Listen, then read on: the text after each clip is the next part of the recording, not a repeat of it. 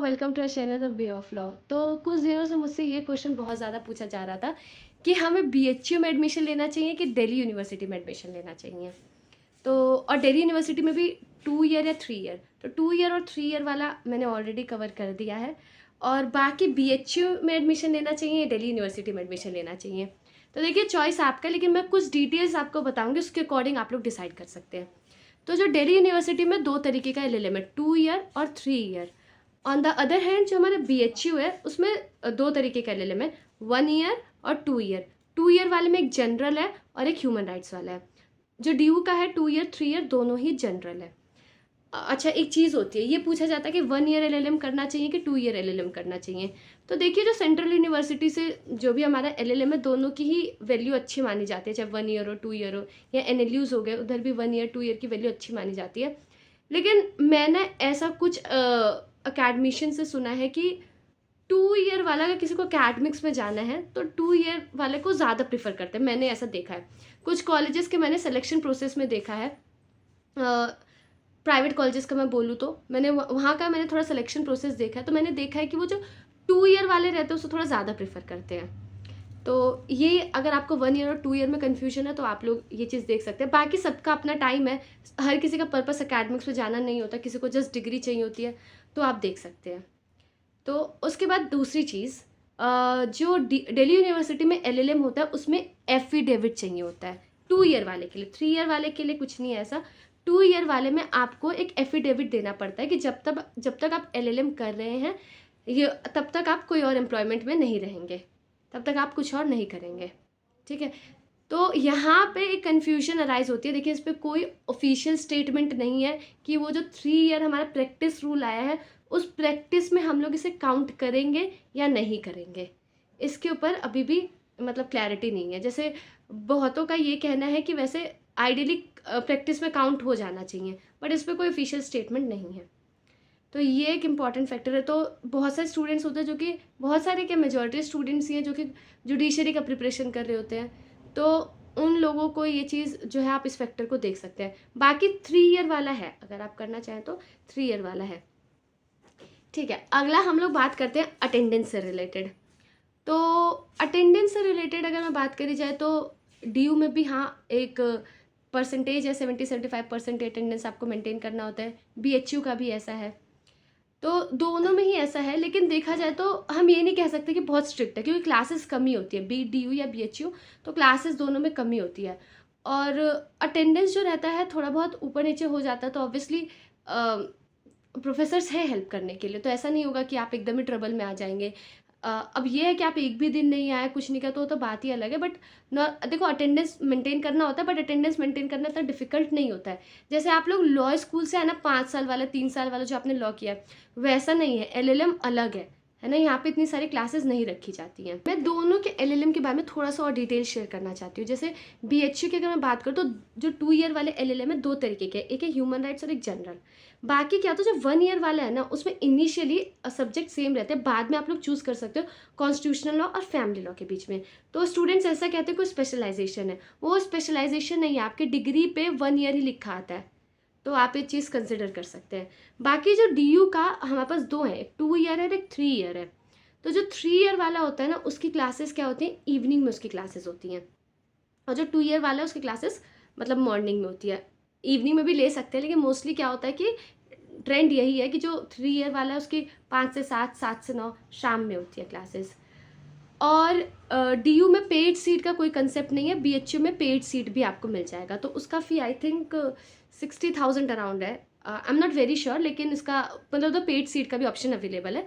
This is what I mean to say. तो अगर आप वहाँ पे काउंसलिंग के लिए अप्लाई कर रहे हैं, तो आप लोग स्पॉट राउंड काउंसलिंग और जो पेड सीट है, अगर आपका रैंक इतना ठीक नहीं है तो आप इन चीज़ों को भी देख सकते हैं। अगर आपका रैंक ठीक नहीं है तो आप इन चीज़ों को भी देख सकते हैं। और जो डीयू का 2 ईयर और 3 ईयर वाला आता है ना, तो सबको ऐसा लगता है कि जो 3 ईयर है वो क्या कहते हैं कि मतलब कंपैरेटिवली उतना अच्छा नहीं माना जाता, ऐसे स्टूडेंट्स ऐसे कहते हैं, ऐसा लोग, ये मिथ बना हुआ है। और या फिर ऐसा लगता है कि 3 ईयर जो है वो पार्ट टाइम है, ऐसा कुछ भी नहीं है, दोनों ही इक्विवेलेंट है। टीचर्स भी ऑलमोस्ट सेम है, बस आप समझ रहे, ड्यूरेशन बढ़ रहा है, सेमेस्टर में सब्जेक्ट्स थोड़े से कम होंगे 2 ईयर वाले के कंपेरिजन, बाकी कुछ नहीं है। बाकी टीचर्स भी आपको सेम मिलेंगे, सेम ही उनका भी क्राइटेरिया रहता है, पार्ट टाइम नहीं है, उनको भी टर्म पेपर देना है, इनको भी टर्म पेपर देना है, तो सेम गाइडलाइंस है, सेम तरीके का पेपर भी है, तो इसमें कोई डिफरेंस नहीं है। वो खाली बाहर बात सुनने में आते हैं, लेकिन ऐसा कुछ नहीं है। ठीक है, अब बात करते हैं हॉस्टल की। तो हॉस्टल कैसा है, दोनों में ही कम ही स्टूडेंट्स को हॉस्टल मिलता है, लेकिन अगर हम बाहर रहने के एक्सपेंस की बात करें, तो जितना मैंने स्टूडेंट से पूछा, दिल्ली यूनिवर्सिटी का तो मैं पर्सनली खुद जानती हूँ, तो ये एरिया थोड़ा आपको, दिल्ली यूनिवर्सिटी आपके लिए एक्सपेंसिव पड़ेगा कंपेरेटिवली, और जो BHU है वो जो है इतना एक्सपेंसिव नहीं है, और वैसे दिल्ली यूनिवर्सिटी ज़्यादा एक्सपेंसिव होगा। फिर अगर हम लोग एक्सपेंस की बात ही कर रहे हैं, तो क्वालिटी ऑफ फूड की बात करें, तो जितना मैंने स्टूडेंट से बात की, जो BHU का जितना मैंने बात किया, मुझे क्वालिटी ऑफ फूड से रिलेटेड पॉजिटिव फीडबैक मिला। दिस इज़ ऑल्सो, मतलब कई लोग के लिए इंपॉर्टेंट फैक्टर होता है, that's I am sharing this. और बाकी जो है दिल्ली यूनिवर्सिटी का जो है, मतलब इधर का जो एरिया, मुझे इतना पॉजिटिव फीडबैक तो नहीं मिला तो ये आप लोग देख लीजिएगा। और एनवायरनमेंट की बात करें, तो BHU के एनवायरनमेंट को बोला जाता है ज़्यादा पीसफुल है, ज़्यादा नेचर से इंसान कनेक्ट हो सकता है। तो जिन लोगों को स्पेसिफिकली प्रिपरेशन करना होता है, ऐसा मतलब जितना मैंने स्टूडेंट से बात किया, तो लोग ये कहते हैं, जिन्होंने BHU चूज़ किया ओवर DU, उन्होंने मुझे ये चीज़ बोली कि हमारा क्लियर था कि हमें सिर्फ और सिर्फ जुडिशरी का प्रिपरेशन करना है, तो अगर मुझे सिर्फ प्रिपरेशन करना है, तो मैं एक ऐसी जगह चूज़ करूँगा जो कि पीसफुल है। और तो इस वजह से उन्होंने BHU चूज़ किया। लेकिन मैंने कुछ ऐसे स्टूडेंट्स थे जिन्होंने BHU के ऊपर DU को चूज़ किया। तो उन्होंने क्यों DU को चूज़ किया, तो उनका रीज़न ये था कि हमारे पास जो लोकेशन है बहुत एडवांटेजियस लोकेशन है। एडवांटेजेस इन द सेंस, यहाँ पे सुप्रीम कोर्ट है, हाई कोर्ट है, यहाँ पे अपॉर्चुनिटीज़ बहुत ज़्यादा है। अगर हम लोग कंपेयर करें BHU के कंपैरिजन, तो यहाँ पे मतलब बहुत सारी अपॉर्चुनिटीज़ है। अगर हमें लिटिगेशन का एक्सपोजर चाहिए, कोर्ट का एक्सपोजर चाहिए, तो यहाँ पे अच्छे से मिलता है। बात करी जाए लाइब्रेरी की, तो दोनों की ही लाइब्रेरी अच्छी है। क्राउड की बात करी जाए, तो क्राउड जो है, मैंने आपको बता दिया कि क्राउड जो मेजरली कैसा होता है, वो क्राउड जो कि कॉम्पिटिटिव एग्जाम्स की प्रिपरेशन कर रहा होता है।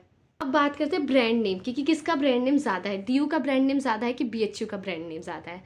तो ये मुझसे क्वेश्चन बहुत ज़्यादा लोगों ने पूछा। अब मैं आपको कुछ चीज़ें बताऊंगी, उसके बाद आप डिसाइड कर लेना किसका ब्रांड नेम ज़्यादा है और किसका ब्रांड नेम कंपेरेटिवली कम है। जो BHU का होता है, उसके हिसाब से BHU अच्छा है। जो DU का होता है, उसके हिसाब से DU अच्छा है। मैं ऑनेस्टली आपको बता, जो जहाँ पे रहता है ना, वो यही कहेगा। DU वाला क्या कहेगा, जो दिल्ली यूनिवर्सिटी वाला होगा, कहेगा कि एक बार कोई DU में आ गया ना, तो फिर वो जाएगा नहीं, DU घर जैसा है। BHU वाले कहेंगे कि BHU इज़ अ फील। तो आप बात को समझ रहे हैं, तो जो जहाँ का है वो अच्छा कहेगा। जैसे मैंने DU के स्टूडेंट से बात, जैसे me being a neutral person, मैंने दिल्ली यूनिवर्सिटी से किया, लेकिन मैं न्यूट्रल रही यहाँ पे, क्योंकि ऑब्वियसली मुझे BHU का नहीं पता। लेकिन जब मैंने अलग अलग बात करी BHU के स्टूडेंट से और DU के स्टूडेंट से, तो BHU के स्टूडेंट्स का कहना था कि BHU ज़्यादा अच्छा है, और DU के स्टूडेंट्स का कहना था कि DU ज़्यादा अच्छा है। और मैंने चीज़ देखी है कि दोनों ही यूनिवर्सिटीज़ की बहुत वैल्यू है, दोनों ही यूनिवर्सिटीज़ का गुड ब्रांड नेम है। तो ऐसा कहना है कि ये ज़्यादा अच्छी है या ये ज़्यादा अच्छी नहीं है, वो कुछ नहीं है। और एक और चीज़ बताऊँ, कि जो ब्रांड नेम होता है ना, वो डिपेंड करता है पर्सन टू पर्सन। अगर आप किसी फैकल्टी के पास जाएंगे जो BHU का होगा, तो वो उसको लगेगा कि BHU के बच्चे ज़्यादा अच्छे हैं। कोई फैकल्टी के पास जाओगे जो दिल्ली यूनिवर्सिटी के होंगे, तो मतलब समझ लो, सबका अपना अपना कंसेप्शन है। तो आप इसमें मत पड़ो कि किसका ब्रांड नेम ज़्यादा है, किसका ब्रांड नेम कम है। चलिए, एक और क्वेश्चन मुझसे जो पूछा गया कि एकेडमिक्स के लिए कैसा है, दिल्ली यूनिवर्सिटी ज़्यादा अच्छा है कि BHU ज़्यादा अच्छा है। तो मैं बताऊँ, एकेडमिक्स के लिए सिचुएशन हर जगह ही बहुत एनकरेजिंग नहीं है। मैं बहुत सारी वीडियोज़ में चीज़ बता चुकी हूँ कि अगर आपको लग रहा है कि रिसर्च के लिए बहुत एनकरेजिंग एनवायरनमेंट है, तो वो नहीं है। अगर आप खुद इंटरेस्टेड है, तो डेफिनेटली आप फैकल्टी से जा सकते हैं, चाहे फैकल्टी DU की हो, चाहे BHU की हो। कोई भी फैकल्टी होगी, वो आपकी हेल्प करेगी। ये फैकल्टी नहीं करेंगे तो दूसरे टीचर करेंगे, ये नहीं तो तीसरे करेंगे। मतलब आप बात को समझ रहे हैं, वो तो पर्सन टू पर्सन वेरी करता है। अलग, हर एक टीचर अलग होता है, तो हम कलेक्टिवली उनको एक नाम नहीं दे सकते कि DU वाले टीचर्स ऐसे हैं, BHU वाले टीचर्स ऐसे हैं। हर एक टीचर एक डिफरेंट पर्सनैलिटी है। तो आप जाओ, जिससे आपका टॉपिक मैच करता है, आप देखो कौन कौन से प्रोफेसर, आप जाइए, उनसे बात करें, उनसे मिलिए। तो मतलब अगर आप अकेडमिक्स में इंटरेस्टेड, जो कि बहुत कम परसेंट स्टूडेंट्स हैं, तो मैं आपसे कहूँगी कि आपको खुद काम करना पड़ेगा। आप सोच रहे हो कि बहुत इंकरेजिंग एनवायरनमेंट है या ऐसा कुछ, तो ऐसा नहीं है। वह आप अगर खुद मेहनत करेंगे, आप खुद सीखना चाहते हैं, तो फिर कोई प्रॉब्लम ही नहीं है। तो अब मैं आपको समराइज़ कर देती हूँ। देखिए, ब्रांड नेम के चक्कर में मत पड़िए कि क्या ज़्यादा अच्छा है, क्या ज़्यादा बेकार है। मैंने आपको बता ही दिया है कि क्या है सिचुएशन, ठीक है? अब आप देखिए कि आपके लिए क्या ज़्यादा कन्वीनिएंट है। जैसे मेरे मेरे केस में क्या था, दिल्ली यूनिवर्सिटी और बीएचयू में से मैंने दिल्ली यूनिवर्सिटी क्यों चूज़ किया था, मैं आपको अपना पर्सनल बताती हूँ। मेरे को एकेडमिक से बहुत इंटरेस्ट था और दूसरा रीज़न ये था कि मेरे घर से जो था दिल्ली यूनिवर्सिटी मेरे लिए ज़्यादा कन्वीनिएंट था और बीएचयू मेरे लिए दूर था। मैं आपको ऑनेस्टली बताती हूँ, and I am that kind of person कि मैं बहुत ज़्यादा समय तक दूर रहना और मुझे थोड़ा डिफ़िकल्टी होती है। तो मैंने दिल्ली यूनिवर्सिटी चूज़ किया। तो आपके अपने फैक्टर्स हो सकते हैं। मे बी आपके पास डीयू, बीएचयू कोई भी आपके पास मतलब कोई भी चीज़ आपके पास में ना हो। आपका एक्सपेंस हो सकता है कि मतलब अपने एक्सपेंस देख सकते हैं कि आपके लिए क्या चीज़ कॉस्टली पड़ रही है, क्या चीज़ आपके बजट पे है। अब बात को समझ रहे हैं? तो उसके बाद से फिर मतलब नंबर ऑफ़ फैक्टर्स होते हैं। लेकिन देखो मोटा-मोटा देखा जाए ना तो कोई बहुत ज़्यादा डिफ़रेंस नहीं है अगर आपको प्रिपरेशन करना है।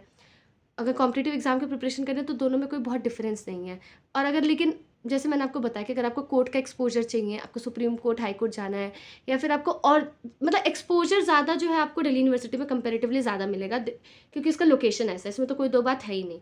तो आप देखो कि आपको क्या चाहिए, अपने नीड्स के हिसाब से आप लोग डिसाइड करिए। और मैं आपको लास्टली ये बात कह देती हूँ, currently I am doing PhD और इतने लोगों से बात करने के बाद, स्टूडेंट्स और प्रोफ़ेसर से बात करने के बाद अलग अलग यूनिवर्सिटी से जो स्टूडेंट आए हैं, मेरे बैचमेट रहे हैं, उन लोगों से हम बात करने के बाद मैं एक चीज़ कह सकती हूँ कि यूनिवर्सिटी जो है, कोई जैसे हम सेंट्रल यूनिवर्सिटीज़ की बात करें तो इससे कुछ बहुत ज़्यादा डिफरेंस नहीं आ जाएगा। मैं आपको ऑनेस्टली बताती हूँ, कोई बहुत ज़्यादा डिफरेंस नहीं आ जाएगा। लेकिन आप क्या कर रहे हैं उस दौरान, एलएलएम के दौरान, इससे बहुत डिफरेंस आ जाएगा। आप किस तरीके से अपने टाइम को यूटिलाइज़ करें, आपके अंदर कितनी सिंसियरिटी है, उससे ज़रूर डिफरेंस आएगा। तो आई होप मैंने आप लोगों को मोटा-मोटा एक बता दिया है कि कैसे आप डिसीज़न ले सकते हैं। आप देखिए आपके लिए क्या कन्वीनिएंट है, ठीक है? बाकी हर एक पर्सन का वेरी करेगा, सबकी सिचुएशन अलग-अलग होती है। मैंने तो एक जनरल ओवरव्यू दिया। अगर आप मेरे से डिस्कस करना चाहते हैं so you are most welcome. आप लोग मुझे कमेंट कर सकते हैं, डीएम कर सकते हैं। मैं अपनी तरफ से पूरी कोशिश करूँगी कि मैं आप लोग की हेल्प करूँ और एंड आई जेन्युइनली ट्राई, मैं हर एक डीएम का जवाब देने की कोशिश करती हूँ। So thank you for watching this video. Hare Krishna and all the very best. Video तो एंड हो चुकी है, पर आप हमसे कनेक्ट कर सकते हैं हमारे इंस्टा आईडी पे, लिंक डिस्क्रिप्शन में दिया गया है। और ऐसी और वीडियोस देखने के लिए हमें सब्सक्राइब करें। हरे कृष्णा।